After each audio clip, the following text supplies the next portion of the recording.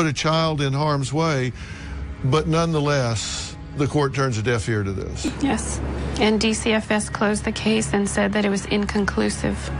Not unfounded, inconclusive. You attempt to get a restraining order.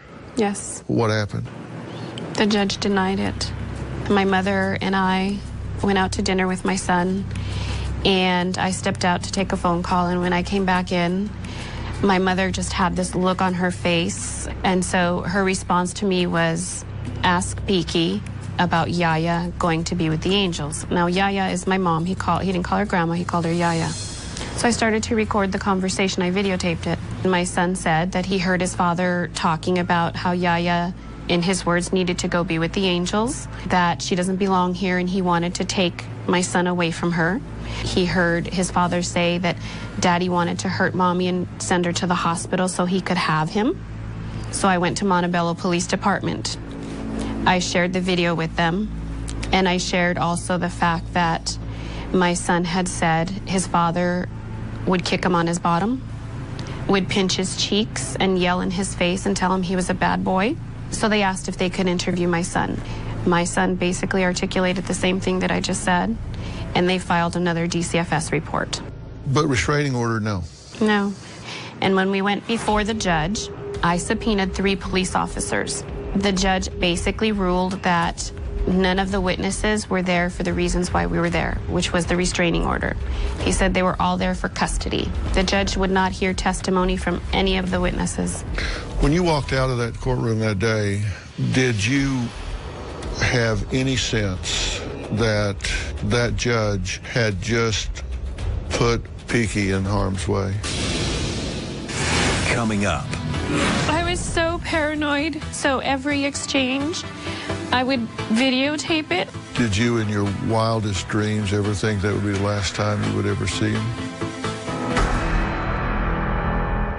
Tomorrow on an all-new Dr. Phil. Kicked out of his home. I'm living in a tent next to where my best friend shot himself. What happened?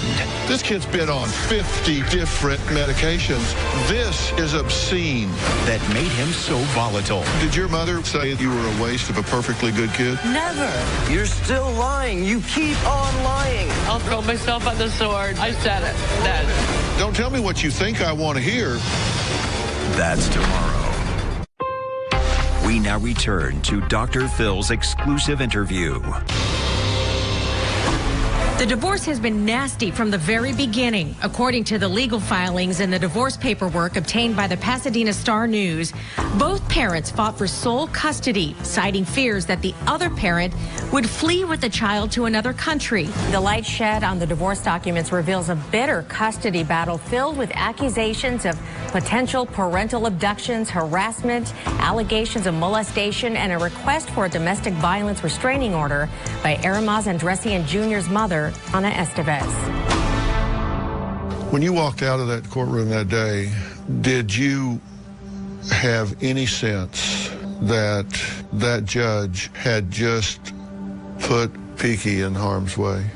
Absolutely. Absolutely. We had the video ready for him to watch. He said it was hearsay. I left there brokenhearted because I knew that this was a battle that there's no way that I would win. No matter what I tried to do, this judge would not listen. DCFS would not listen. I told DCFS when my son was interviewed about the kicking and the pinching that he was afraid of his father. You know, I spent a lot of my professional career as a litigation consultant. Everything that happens has a start. It has a first link in a chain. And I always said, but for this happening,